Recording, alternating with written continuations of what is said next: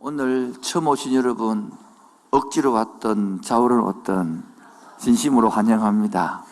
1시간 정도 우리 예배 드리는데 말씀 듣는데 잘 들어주시면 고맙겠습니다. 에어컨 좀 틀을 수 있도록 방송실 좀 이렇게 시원하게 해주시면 고맙겠습니다. 제가 장가를 가고 자녀를 놓고 아버지가 되어 보니까 성경을 바라보고 하는 것들이 훨씬 이해가 쉽습니다.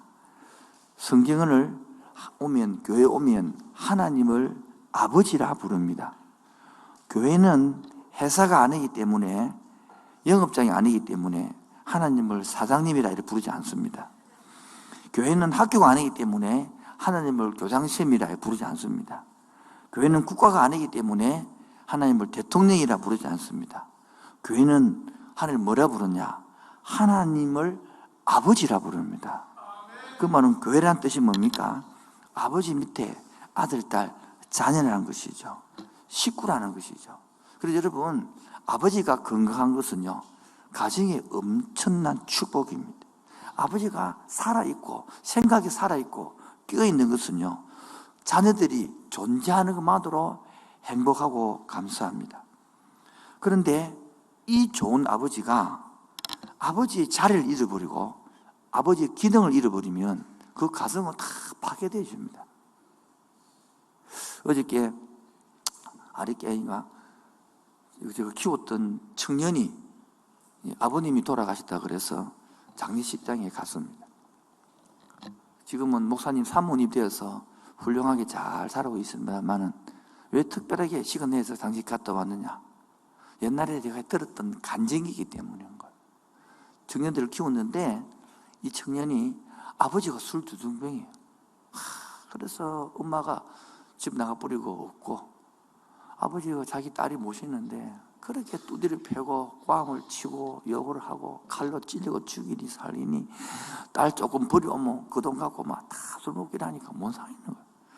내가 한 2년을 지켜본 후에 안 되겠다, 집을 나오느라.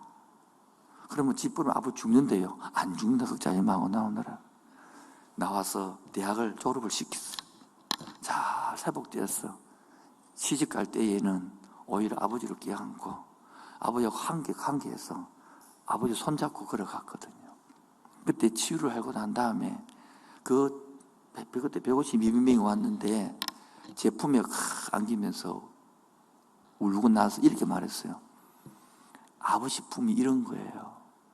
아버지 품이 이렇게 따뜻한 거예요. 그 저를 안고 아버지 느낀다는 거야. 근데 얼마 전에 아버지가 돌아갔었다고 장례식에 와서 모든 걸 제껴놓고 달려갔어요. 그리고 왜 하니까 친아버지보다는 제가 아버지 같다는 거예요. 그처럼요.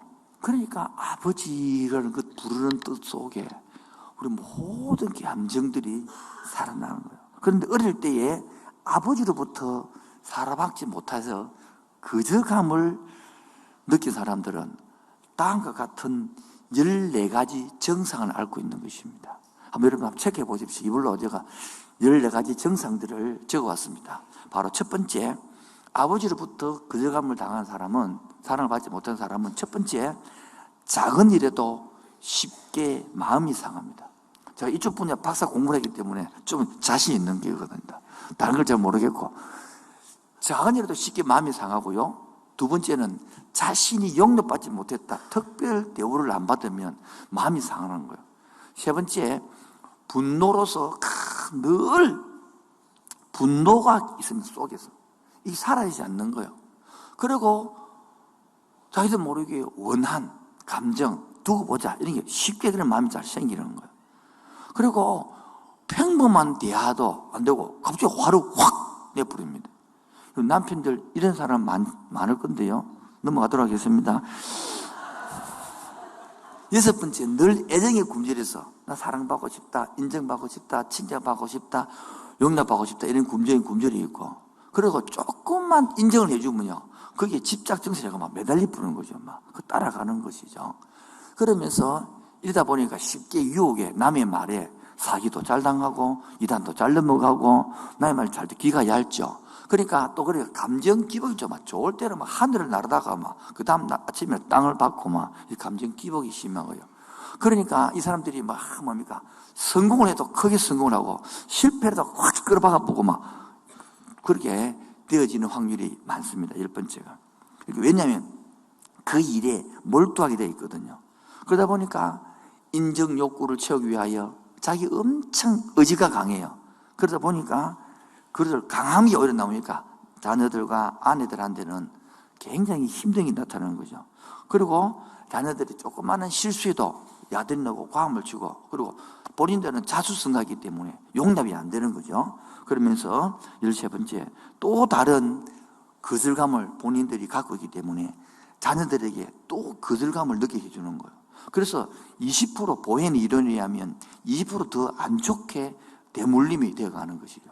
그러면서 14번째는 계속 그 가정이 자기도 모르게 거절감이 넘어가는 거예요. 그래서 한국 가정이요, 거의 가정이 다 깨어졌어요. 지금 14가지 중에서 한 6개만 넘어가면 이미 그 가정들은 파괴되어 있습니다. 이미 그 가정들은 자식하고 아내하고 남편하고 다 관계가 안 좋습니다. 이미 6개 넘어간 가정들은 지금 말은 가정이지만은 가정 형태만 가정이지 속에는 가정이 안 돼 있는 거예요. 자, 그래서 아빠의 위기가 곧 가정의 위기고요. 가정의 위기가 곧 아빠의 위기입니다. 그래서 저희가 부모 교실을 30기 했어요. 그러니까 벌써 20몇 년 했는데 엄마들을 가르쳐 보니까 엄마들의 소원이 뭐냐 하니까 우리 아빠들 아빠 좀 가르쳐 달라. 그래서 시간이 도저히 안 돼서 6월 17일, 6월 24일 토요일만 이틀만 아빠 교육해달라 그래서 아빠 교육을 하고자 합니다. 여러분 오늘도 우리들 마음속에는 아버지가 참 안정감 있고 좋으면 되는데 가까이 하기는 먼 당신이라. 그래서 우리 속에 저도 마찬가지고 청소년들에게는요 아버지라는 말이 없습니다. 아이들이 자라면서 저도 이 글을 뺏기 오면서 참 그렇다 싶은데 한번 들어보십시오. 4살쯤 되면 자녀들이 우리 아버지는 전지전능하다. 모든 걸 다 할 수 있다. 이야 힘도 세고 그렇게 생각한다. 4살 되면. 그런데 12살쯤만 딱 되면 느끼는 뭐냐. 우리 아버지는 못하는 게 너무 많다. 우리 아버지는 모르는 게 너무 많다 느낀다는 거예요. 그리고 15살쯤 되면 우리 아버지는 구식이다. 우리 아버지는 꼰대다. 힘이 떨어졌다 느낀다는 거예요. 그리고 21살쯤 되면 아버지는 골동품이다. 오히려 없는 게 낫다 생각한다는 거예요. 그리고 27살쯤 되면 이제 그때서는 아버지 조금 아는 것도 있고 판단이 옳을 때도 있네 생각 든다는 거예요. 32살쯤 되면 인생의 문제를 아버지와 의논하고 싶다 생각 든다는 거예요. 그리고 50세가쯤 되면 아버지가 참 훌륭한 사람이었다. 60살이 되면 아버지가 의논하고 싶은데 아버지가 내가 좀 고민 나누고 싶은데 가고 없다는 거예요. 여러분 60살 될 때까지 아버지를 알다가 끝난다는 거예요. 여러분 육신의 아버지도 알기 이리 힘든데 하나님 아버지를 더 알기 힘든 거예요. 특히 오늘 했던 아버지로부터 거절감을 당했고 엄마로부터 거절감을 당한 사람은 제가 지금 30년 넘게 하는데요 하나님을 설명할 길이 없어요. 교회에서 머리는 되는데 가슴이 와닿지가 않는 거예요. 아기를 길러본 엄마들이 친정 엄마에게 하는 말이 있답니다. 엄마, 내가 애 길러보니 엄마 말이 정말 마음 알겠더라. 이 말이 뭡니까? 아버지 마음을 배우고 나면 그때서야 아버지 하나의 아버지 마음을 알게 됩니다. 자식을 키우는 부모를 보십시오. 그토록 손해보는 장사가 어디 있습니까, 여러분? 우리 청년들이 많은데 그 새끼들은 몰라요. 그 많은 시간을, 그 많은 정성을, 그 많은 돈을 아낌없이 투자합니다. 그러면서도 아무런 보상을 기대하지 않습니다. 그저 건강에만 자랐다오. 건강 튼튼하게만 자랐다오. 너만 잘 되라. 이런 것이죠. 부모님들은 자식의 사랑들이 막 깨닫기를 원하는데 자식들의 새끼들은 그 마음을 하나도 모른다. 우리도 마찬가지예요. 에덴 동산에서 그렇게 풍요로움을 주도 모자랐어요. 하나 절대 하지 마라. 선악까지 따무야 속에 풀린 우리들이 이게 바로 타락의 본질들이라는 것입니다. 그래서 오늘도 이 바로 타락의 본질은 뭐냐? 부모 밑 품에서 자식이 집 나가지고 3살 때 5살 때 집 나가 사는 것이 타락이에요. 부모 마음을 썩이는 거예요.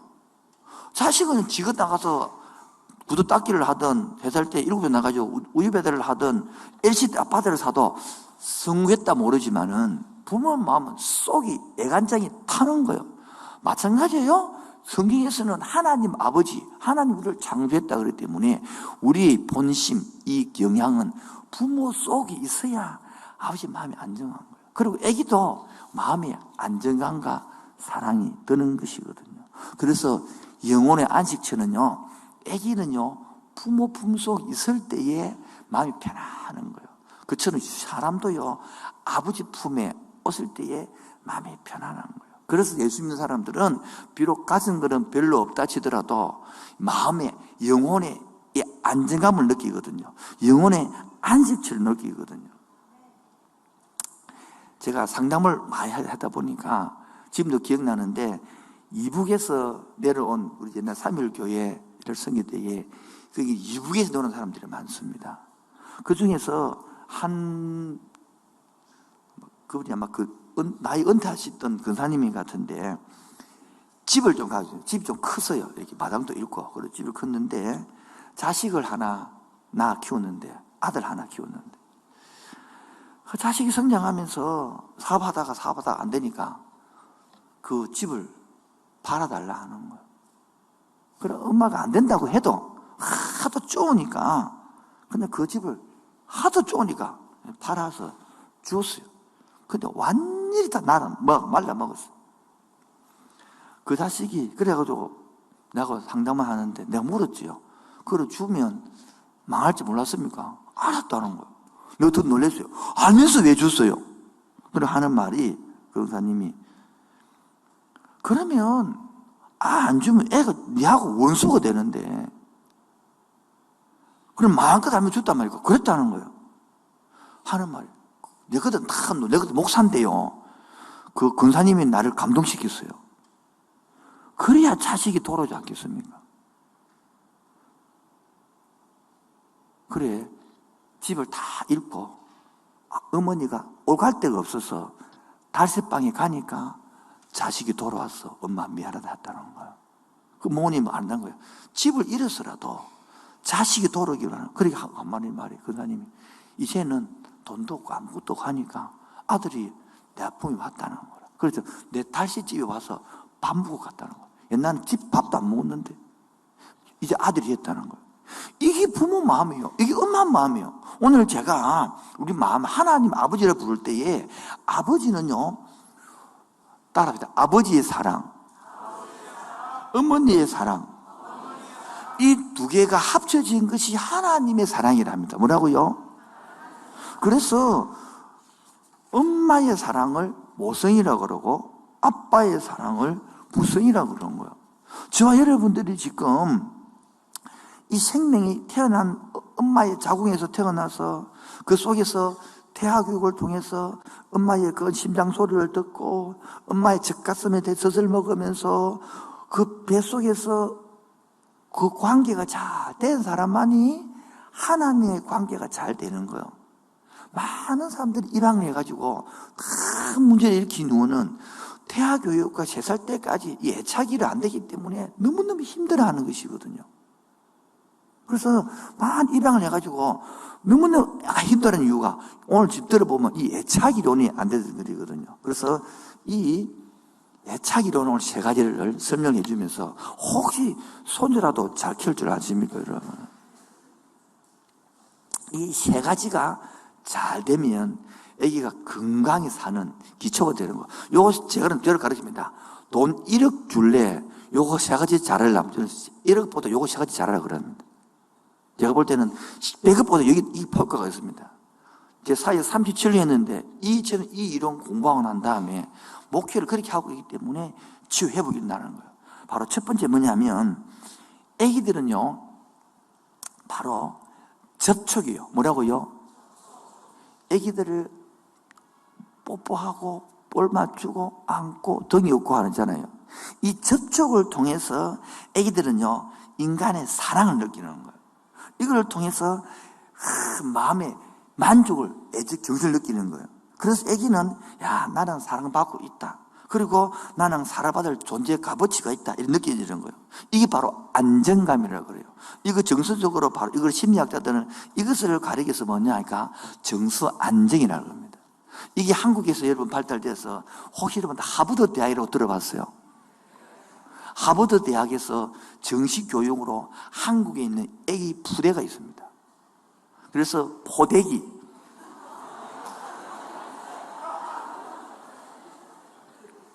애기를 업는 거예요. 그를 키우는 거예요. 왜? 한국 사람이 연구했단 말이에요. 어디에 나오느냐? 업어주는 접촉이 나온다는 거예요.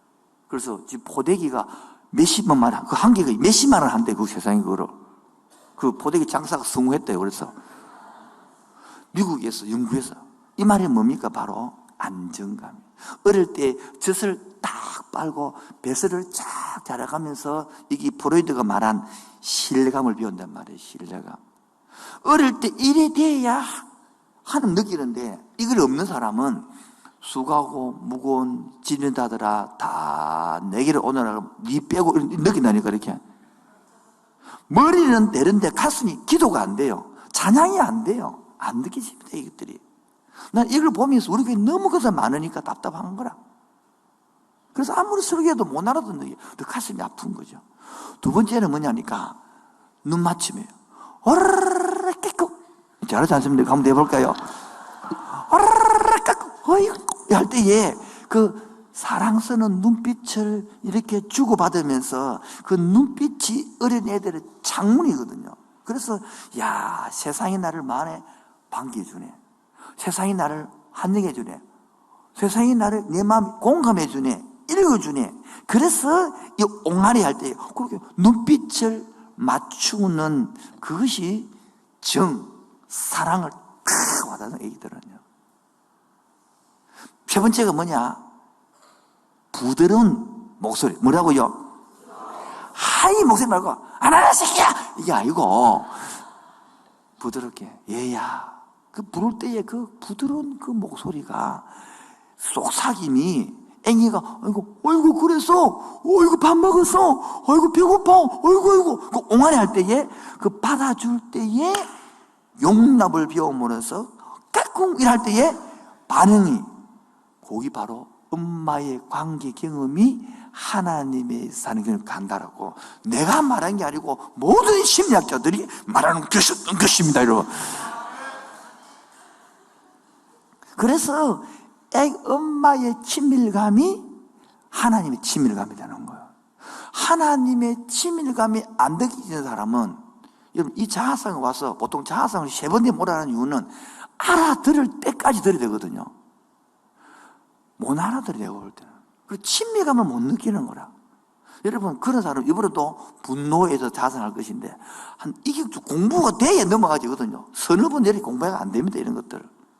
그래 안타까워 믿는 거죠. 그래서 이 기도가 응답이 안 된다. 기도가 안 된다. 이 사람들 전부 다 치명이 안 되기 때문에 기도 응답이 안 되는 거예요. 기도 맛이 못 느끼는 거예요. 이게 된 사람은 엄마 이러면 엄마 부르면 뭔가 찌릿하고 느끼는 사람 있잖아요. 너는 엄마 부르니까 와씨 한단다 하더라고. 그런 사람 하나님 아버지요. 뭐 쌩하였더라. 그러면서 내가 기도하면 엄마 배고파 이러고 울 때에 엄마가 나를 채워주더라.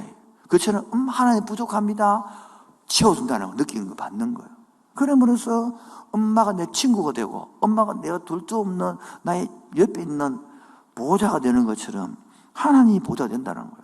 이게 못 느낄 때에 거절감을 느끼고 그게 안 되니까 화가 나고 이 더러움의 세상 엎어버려 떨어치어버려 씌어빠 이래가지고 막 요거 올라오고 막 그래 한번 뒤집고 앉아 꺾고 막 그러니까 남자들이 이것들을 받아보고 살아나니까 뭐냐니까 잘 들어보세요. 엄마한테 이거를 받지 못한 사람은 평생 아내한테 내놔라 그럽니다. 아내들이 받지 못하면 남편 내놔라 그럽니다. 그래서 하나님의 사랑 중에서 아버지의 사랑은 오늘 못하고 다음 주부터 할 것이고 다음 주에 아마 이런 사랑 부부 문제들 이런 자녀 문제를 해갈 것이고요. 오늘은 엄마 사랑만 이야기하려고 하는 것입니다. 다음 주에부터는 부부간의 문제, 자식의 문제, 아버지의 문제, 성격이 이런 것들을 좀 자가족들을 위해서 좀 이렇게 할 계획입니다. 그래서 모성애, 성경이 어떻게 말하느냐? 오늘 봅시다. 15절요. 시작. 여인이 어찌 그 젖먹는 자식을 잊겠으며 자기 태에서 난 아들을 긍휼히 여기지 않겠느냐? 그들은 혹시 잊을지라도 나는 너를. 이 말은 뭡니까? 어찌 어머니가 자기 품속에 젖먹이를 잃을 수 있겠으며 자기가 난 아들을 버릴 수 있겠느냐? 그럴 수 없다. 하물며 하나님은 지금 이 책은 본문을 지금부터 2700년 전에 포로로 잡혀갈 것들 예언하고 지금 너가 망할 것이고, 그런데 아무것도 없는 빈트터리 같지만은 내가 너를 이토록 사랑하고 있다. 어떻게 사랑하냐 하느냐? 16절 보세요. 16절. 내가 너를 내 손바닥에 새겼고 너의 성벽이 항상 내 앞에. 여러분, 손바닥에 썼어요? 손바닥에 새겼어요? 쓴 거하고 새긴 거 차이점이 무엇입니까? 쓰면요, 사랑은 연필로 지우세요. 지워지는 거 쓰는 거는. 쓰다가 많은 편지, 그리고 손바닥에 많은 거요, 새기는 거예요. 새기는 거는 뭐요? 여러분, 아이고, 제가 돌이다, 돌. 괜찮아요. 돌에 새기면 천년이 갑니다, 여러분. 광개토 대학 천년가 간다는 거 지금. 새긴다는 건 뭐요? 각을 뜬다는 거예요. 이 말이 뭡니까? 예수님이, 하나님이요, 우리를 사랑해서 예수님을 십자가에 이 땅에 새겼어요.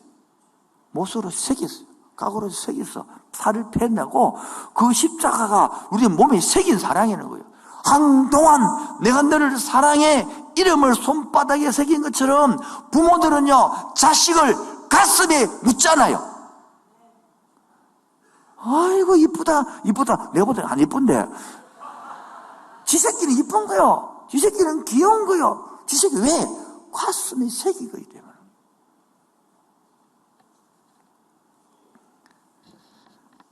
지금도 기억납니다.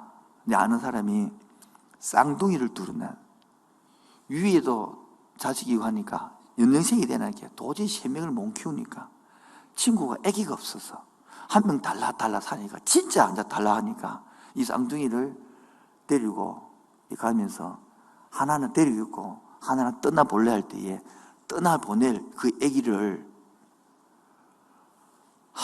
마지막 젖을 먹이는 거예요. 근데 애가 젖을 빠니까 빠르고 젖이 안 노니까 계속 빨리니까 피가 나오는 거예요. 피가 나서 빨리는 왜? 마지막 쌍둥이 그걸 보내면서 마지막 젖을 먹이고 싶은 게 엄마 마음이에요. 그러니 가슴이 새기는 거예요. 그게 손바닥이 새기는 거예요. 부모는 자식을 손바닥에 새기는 거예요.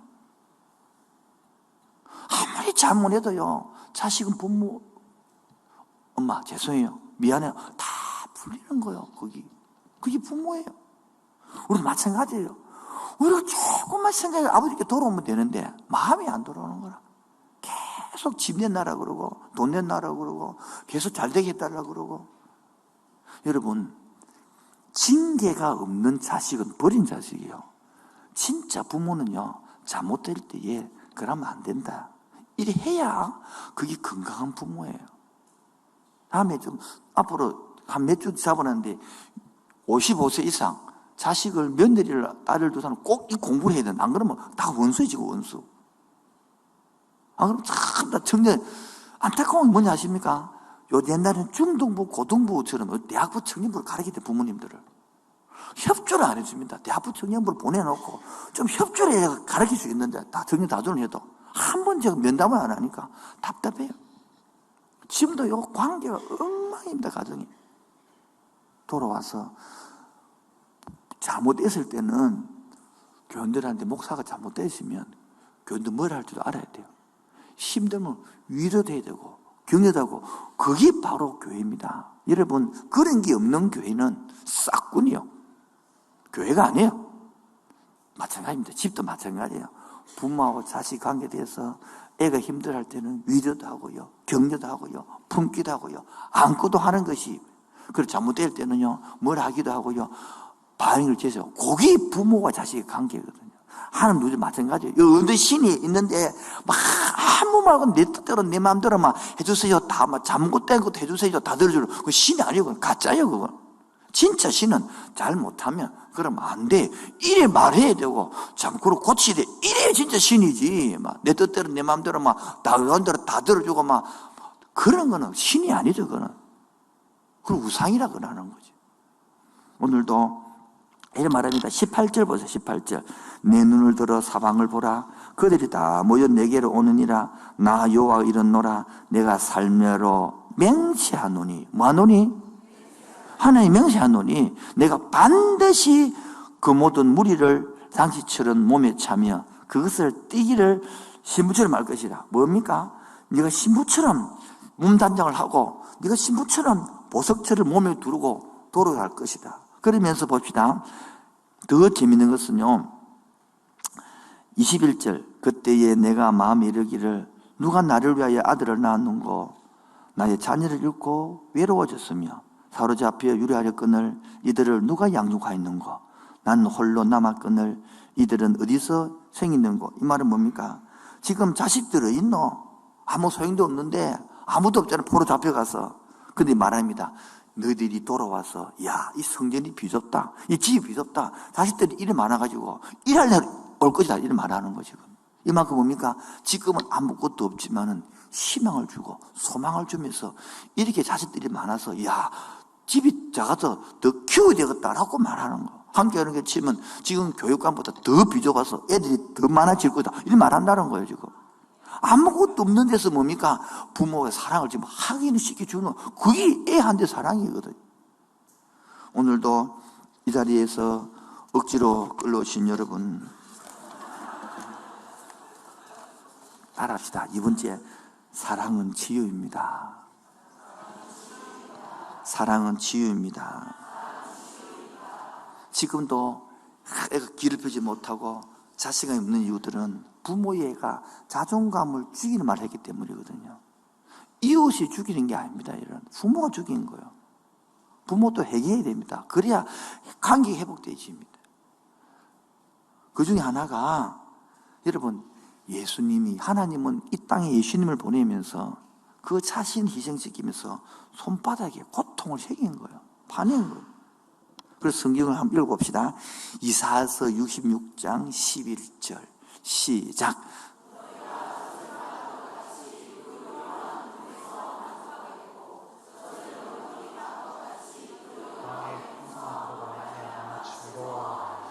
우리가 아기가 엄마 젖을 빠는 것 같이 위로하는 것처럼 우리가 하나님 아버지 위로를 받는 거예요. 젖을 넉넉히 빤 것 같이 교회에 나와서 이 능력을 빨아먹어야 되는데 예수제들이 복음을 모르거든요. 영성들을 모르니까 이 풍성을 못 누리는 거라. 그래서 뭐 억지로 참고 봐서 일만 하고 봉사만 하지 그 예배의 기쁨, 주시는 만족을 못 느낀 거라. 아직까지 부모하고 관계가 정서가 안 돼 있으니까 하나님 아버지 말만 아버지지 뭐 아버지는 겁나고 막 아버지는 두렵고 막 아버지 혼나고 싶고 막 그런 상태에 머물러 있는 거다. 자식이 그러면 무슨 지 아버지 보겠습니까, 여러분? 두 번째로 예레미야 1장 5절요 시작. 내가 배에서 나오기 전에 너를 선별하였고 너를 여러 나라의 선지자로 세우노라 하시기를. 이 부모들은 지금으로부터 2500년 700년 전에 적힌 것인데 내가 너를 모태에 짓기 전에 너를 알았고. 부모는 안 한 거요. 부모는 알고 있는 얘기를. 그리고 배에서 나오기 전에 너를 선별. 야, 애기 나오기 전에 태몽 짓잖아요. 태 이름 짓잖아요. 한별이 뭐 기쁨이 뭐 소중히 이리 짓잖아요. 그리고 내가 너를 세웠다. 꿈을 꾸는 거 지금. 하나님이 우리를 꿈꾸듯이 부모 자식 꿈을 꾸는 거예요. 시편 27편 10절에는요 시작. 내 부모는 나를 버렸으나 너와 나를 영접하시리라. 예. 부모님 버린 친구들이 많아요. 우리 친구도 오버런데 그래도 애 3명을 그때 고아를 정들을 키웠거든요. 다 지금 다 시집 가서 정말 아름답게 살고 있는데 그 자녀들 하는 말이 그렇더라고. 그 고아 있는 애가 하는 말이 있어요. 청년이 나도 잔소리 한번 들어봤으면. 우리 잔소리들 미치겠는데 나도 잔소리 한번 들어봤어. 나도 늦잠 자는데 이 나라가 깨워주는 사람이 있었더라면, 그러면서 나를 혼내주는 부모가 있더라면, 내가 혼을 내주니까 막 울더라고. 내가 잘못했는데 알고 보니까 혼내줘서 감사하다 하더라고. 평생 처음 이렇게 당해봤다는 거예요. 혼내줘서 감사합니다. 목사님 꼭 아빠 같아요. 아빠 해주세요. 내가 그러지. 난 여기 은퇴하고는 용돈 달라 그러지. 꼭 드리겠습니다. 그래야 그 사랑을 하는 거예요. 그리고 편지가 왔는데, 이번에 꼭 밥을 한 먹고 싶다. 나를 꼭 모시가고 밥을 먹어달라 하더라고요. 그냥 편지 보다 이야기했습니다. 꼭 가고 싶다. 근데 은퇴 후에 내가 갈게. 지금 우리 교인들을 돌볼 시간이 없다. 이게 지금 다른 게 잘 생겨 있으니까, 멀리 있으니까, 그때 내가 꼭 한번 찾아보겠어. 그리고 내 손자 같이랑 한번 보고 축복해 줄게. 그리고 끝냈어요. 전화를 내려놓으면서. 이 어버이날 어떤 전화거든요. 얼마나 기쁘든지. 야, 아직까지 기억하고 있어요. 여러분, 이게 부모하고 자식 관계 사랑 아니겠어요? 한 장 하나만 더 합시다. 요한복음 14장 18절에는요. 요한복음 시작. 내가 너희를 그와 같이 버려두지 아니하고 너희에게로 오리니. 예, 내가 너희를 화와 같이 버려두지 아니하고, 그 말은 우리를 안 버려두면 영적으로도 마찬가지, 육적으로도 마찬가지예요. 유명한 종교개혁자 칼빈이 교회의 어머니로서의 교회관, 이런 유명한 말이 책이 있습니다. 이 칼빈은 일찍 어머니를 잃었기 때문에 가슴 한복판에 어머니의 품에 대한 그리움이 오랫동안 남아있었습니다. 그래서 어머니의 자상한 손길, 어머니의 따뜻한 품, 어머니의 정겨운 돌봄이 그림처럼 따라다녔습니다. 그래서 어머니에 대한 이 잠재의식을 가지고 어머니라는 괴로움의 주제를 만들어낸 게거든요. 바로 하나님은 내 어머니 같은 분이시다, 이렇게 표현하는 거예요. 그래서 하나님의 사랑은 바로 내 어머니 같은 사랑이다, 이렇게 표현해놓은 거예요. 내가 그러니까 땡겨와서 당당하게 쓰는 거예요. 칼이 비쁘지 않았다 몰라서 그것인데 알아가지고 이야기하는 거예요. 그래서 그러면 하나님의 어머니의 사랑 어떤 사랑이냐 궁금하시죠? 세 번째로 어떤 사랑이냐, 그게 바로 어머니의 사랑, 하나님의 사랑. 그게 조금 맛보시 있단 말이에요. 훨씬 더 크지만은 그게 뭐냐? 첫 번째 어머니의 사랑은 뭐냐니까 살려주는 사랑이 뭐라고요? 함부로 됐다 찌기야 치아보라 이런 반응이 아니고요.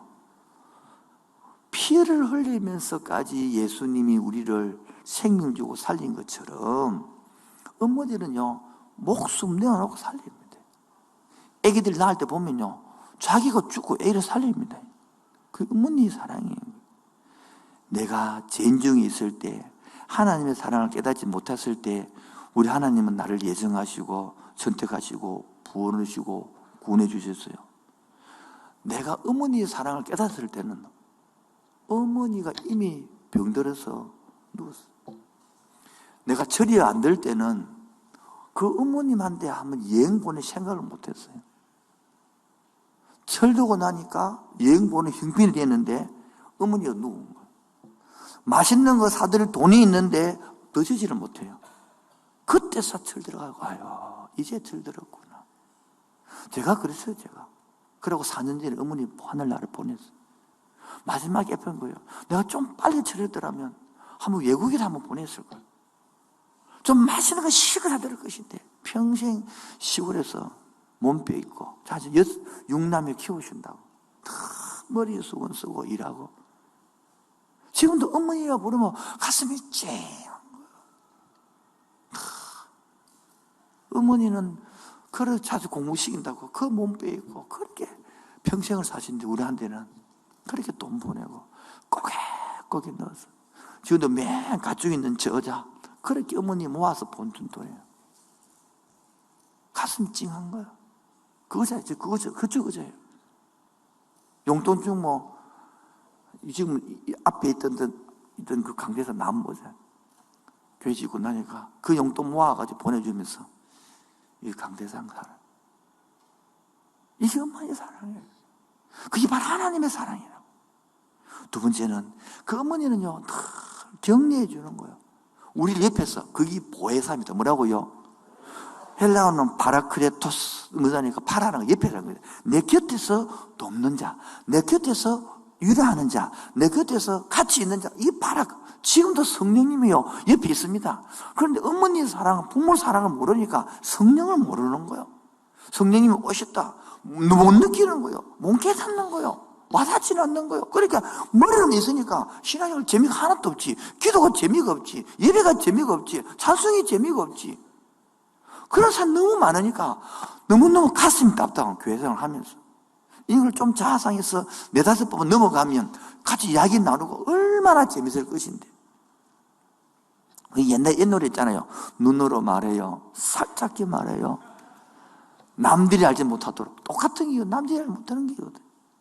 오늘도 성령님은요, 내 옆에서 이렇게 파라크레토스로 도와주기를 원하고 안기를 원하거든. 저도 힘들 때에 옆에서 성령께서 그래 힘들지.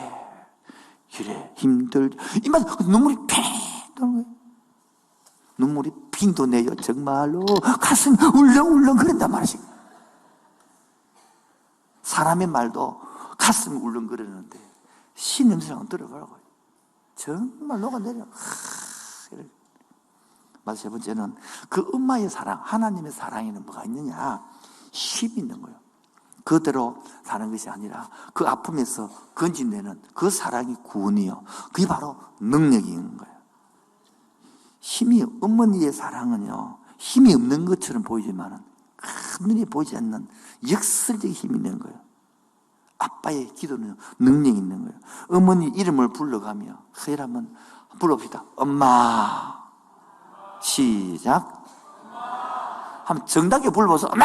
이 말고 우리 같은 경상도로 어머니 하거든요. 사투리로. 어머니보다는 어머니가 훨씬 정답. 어머니 이러면 왔나 문을 열 때. 제가 바빠서 못 가면 보통 10대 마치고 나면 10시거든요. 그럼 몸사가 달리 보면 11시 반, 40분 도착한다니까. 간다 그러면 기다려 있는 걸 봐. 어머니 하면 문을 열면 그래. 눈이 훤한 거예요. 왜? 사랑이니까. 그게 힘이에요. 그게 구원이에요. 그게 능력이에요. 주님은 우리를요, 아들을 주시면 이제 사랑했는데 왜 사랑하지 않을까요? 예수님을 주고 우리를 샀는데. 마지막 네 번째가 엄마의 사랑은 뭡니까? 치마로 덮어주는 거예요. 용서해주는 거예요. 잘못된 것을요, 뒤빌린 게 아니라 이해하는 거예요. 추운 날 가면 덮어주고 누런 코를 닦아주고 고생했지. 허물을 덮어주는 사람. 하나님의 사랑은 그런 거예요. 우리를 다 까발리면 누가 앉아있겠습니까? 다 이래 덮어주고 저래 덮어주고 품어주고 손수 만든 그 옷을 주고 따뜻한 자리를 내어주고 앉으라고 그러고 밥을 챙겨서 먹이고 뭐뭐는 못 먹어도 따뜻한 밥을 해가지고 그 이웃만 사랑을 덮어주는 거예요. 김혜란 씨 좀 덮어주시기 바랍니다. 좀 용서해 주시길. 여러분도 부모 됐으니까 자식을요 덮어주는 거, 용서해 주는 거, 그 실천 속에 가정이 살아나는 거예요. 마지막 적용을 하면 결론입니다. 바로 그 엄마 하나님의 사랑 중에 아버지 사랑도 있지만은 또 하나의 엄마의 사랑, 그게 하나님의 사랑. 그 엄마의 사랑을 통하여 하나님이 더 크고 더 넓은 사랑을 맛보기를 축원드립니다. 두 번째가 지금도 엄마는 날 기억하고 있는 거예요. 기다리고 있는 거예요. 돌아오기를. 부모는 그런 거예요. 잘못 집을 나가면요, 나가라 시기야! 이런 말 한다고 나가본 사람, 그게 나가는 말입니까? 절대 나가지 마라. 그 말이에요. 그 말이라는 거예요. 이중 언어예요. 얘가 쓰여서 하는 말이지. 그렇다고 나가본 사람 빨리 돌아오시기 바랍니다. 나 죽으라 시기야! 그 죽으라 말이면 그 말이에요. 제가 좀 처리됩시다, 우리. 세 번째, 마지막입니다. 여러분의 마음 속에 엄마라는 그 한마디도 인상이 탁 떠오르지 않습니까? 저는 엄마 불러도 어제 설교 밤에 준비하면서 웅크리고 앉아있는 나를 한 목사 괜찮다. 내 인생에 가장 소중한 것들을 무엇입니까? 바로 이 사랑 추 아닙니까? 내 찌그러진 성품, 내 못난 성품을 그렇게 갉는 것이 아니라 안고 품었던 그 엄마처럼 오늘 하나님은 나를 품어서 십자가 밑에 나오게 해가지고 우리에게 어깨를 펴 살 길을 열어주고 도전을 주시면서 여러분에게 세기를 제시하는 것. 오늘 여러분, 내 마음속에 무슨 분노가 원한이 있습니까? 십자가 밑에 내려오셔서 하나님의 아버지의 사랑을 용납받기 바랍니다. 아버지 품에 돌아오셔서 그 얽히고 섞인 마음들이 풀려지기를 바랍니다. 가족 관계에 뭐가 눈을 바라지 못할 것들이 있습니까? 바로 여보 있잖아, 내가 있잖아, 사랑하는 내가 있잖아. 용납받고 이해될 때에 새로운 가정들로 새로운 관계가 만들어지기를 주의 이름으로 축원드립니다. 여보 있잖아, 내가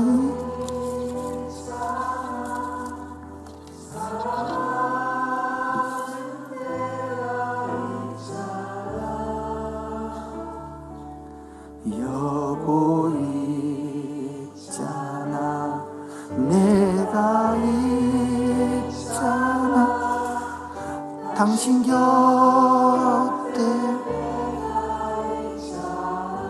우리에겐 우리의 미래가 희망찬 내일이 힘이 들고 가슴이 아파도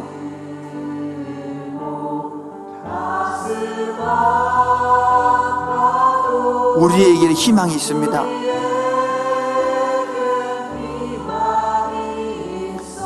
이제 아들을 보고 자녀를 바라보고 딸이 있잖아, 아들이 있잖아, 아빠가 있어, 엄마가 있어, 사랑하는 가족이 있으니까 자녀들아,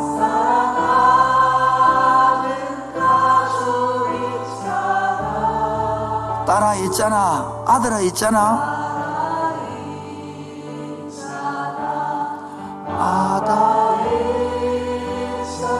너희 곁에 내가 있어, 가족이 있어, 부모가 있어.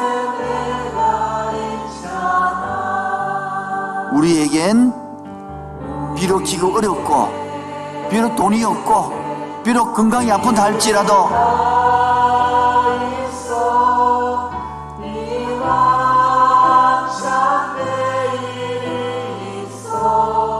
힘이 들고 가슴이 아파도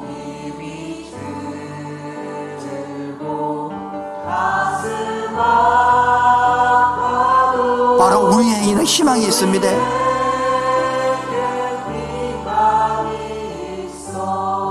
이제는 아빠 있잖아, 아들 있잖아, 아들이 있잖아요, 딸이 있잖아요, 여보 사랑하는 내가 있잖아,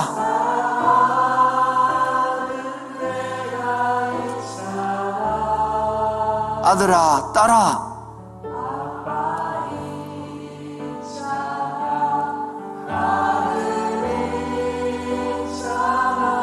당신 곁에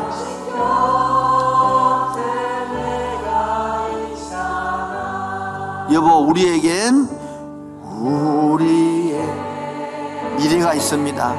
복음이 있습니다. 아버지가 있습니다.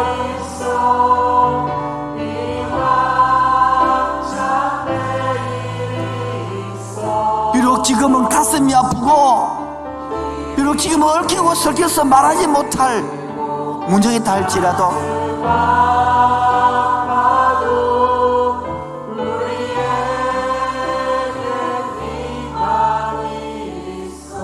눈을 감아주실래요? 흐밍으로요.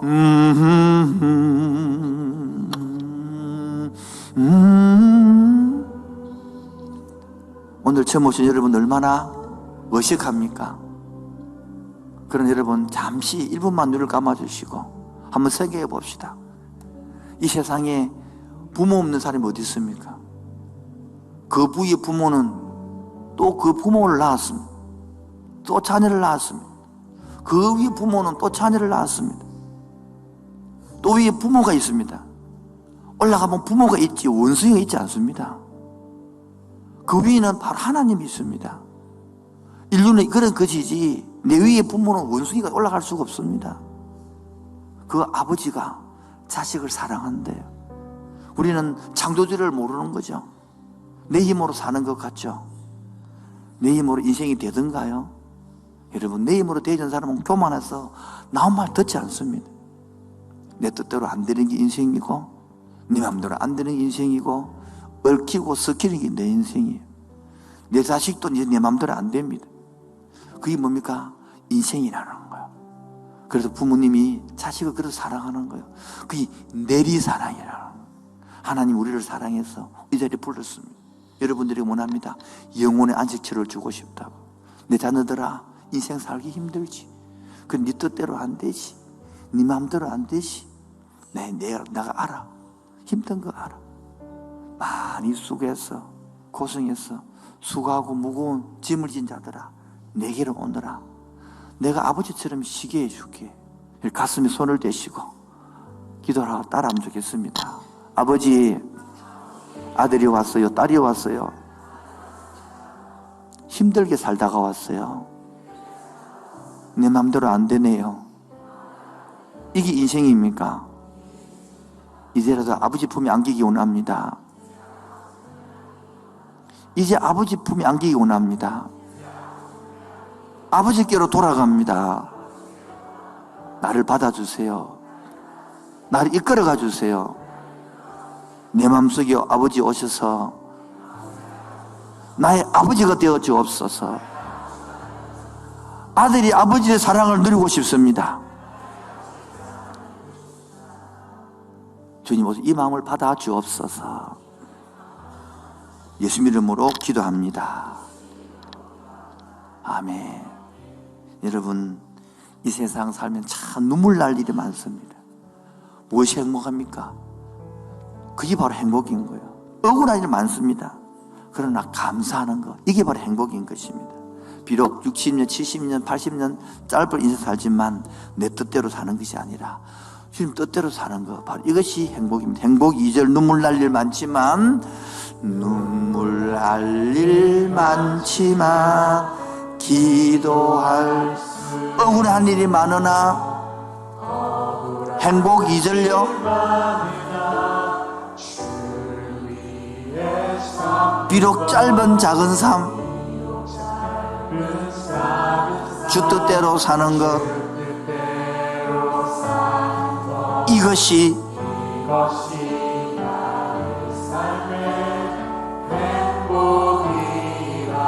우리 다시 한 번 더 눈물 날 일 많지만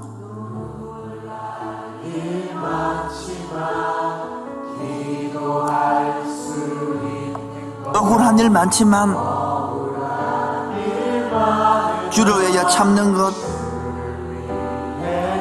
비록 짧은 작은 삶이지만 주 뜻대로, 이것이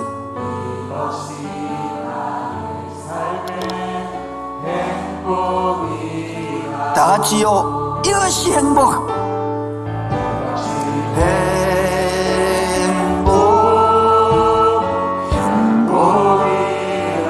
세상이 알 수 없는 하나님 선물, 이것이 행복이라오. 하나님의 자녀로 살아가는 것, 이것이 행복이라오. 우리 형제님들만 화려하지 않아도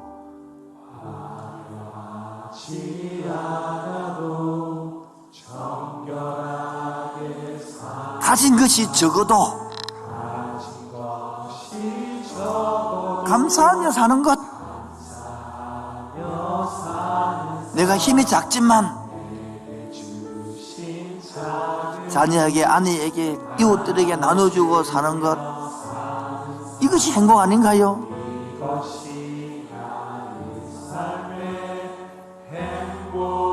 우리의 목소리만 눈물 날 일 많지만은, 눈물 날 기도할 수 있는 건요,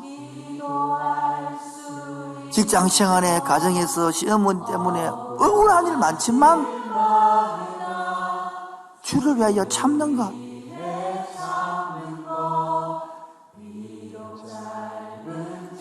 내 뜻이 아니라 주의 뜻을 사는 것, 바로 이것이 나의 삶의 행복이. 다 같이 합시다. 이것이 행복입니다.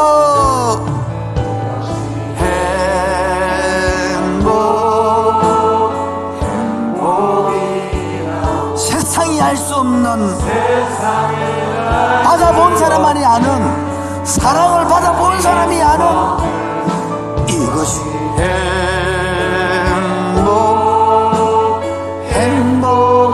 행복이라오. 하나님의 자녀로 살아가는 것, 이것이 행복이라오. 엄마 품에 아는 것이 행복인 것처럼 주님 품 안에 있을 때에 딴 근심이 없는 것, 주 안에 있는 나에게 주 안에 있는 나에게 단 근심이 있으랴. 십자가 밑에 내려놓으면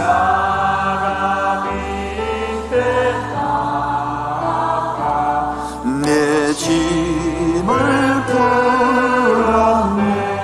주님을 찬송하면서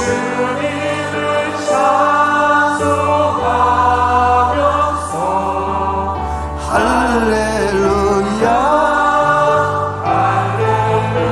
내 앞길은 멀고 험하지만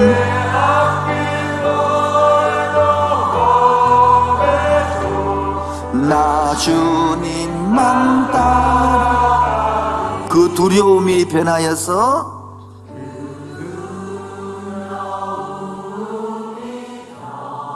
내 기도 되었고, 전날의 한숨이 변하여서 내 노래되고 내 찬송되기 원합니다.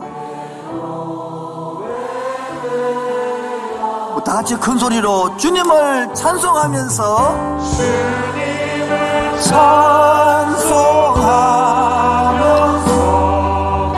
할렐루야 할렐루야. 내 앞길은 멀고 험해도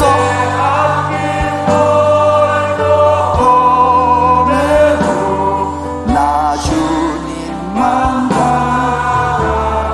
내 주는 자비하셔서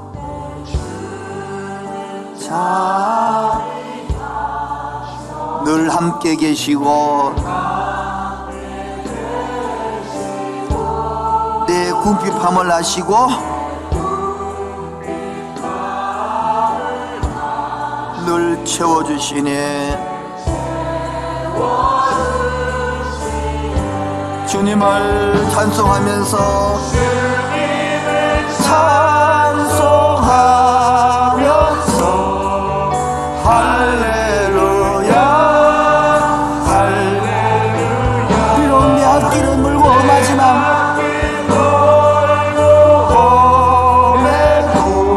나 주님만 따라. 네 주와 맺은 언약은 영 불변 변하지 않으십니다. 바로 그 나라 가기까지는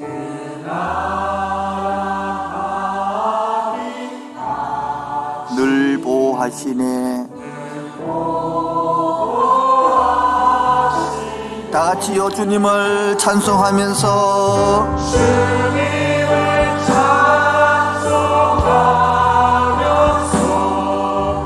할렐루야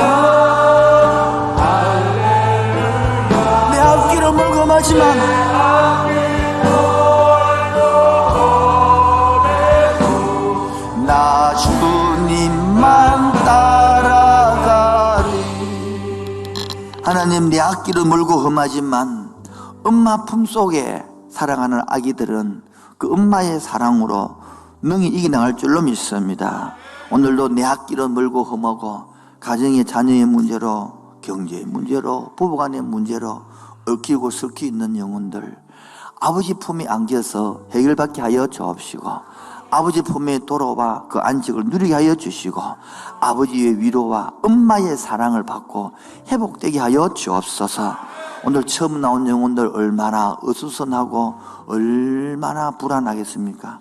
오늘도 하나님, 알지 못하는 성령님의 따뜻한, 어머니의 따뜻한 품으로 안아 주옵소서. 오늘 빈손으로 나오지 않고 예물들은 기타 손길 위에 기름 주옵소서. 예수님 이름으로 기도합니다. 지금은 주 예수 그리스도의 은혜와 하늘 아버지의 놀라우신 사랑과 성령의 교통하심과 충만하심이 비료를 뚫고 나오고 세상에 얽히고 섞이지만 엄마의 품의 사랑을 알기로 원하는 그 심령 위에 지금부터 영원토록 항상 함께 있을지어다. 아멘. 주님 감사합니다. 사랑합니다. 받아 주옵소서.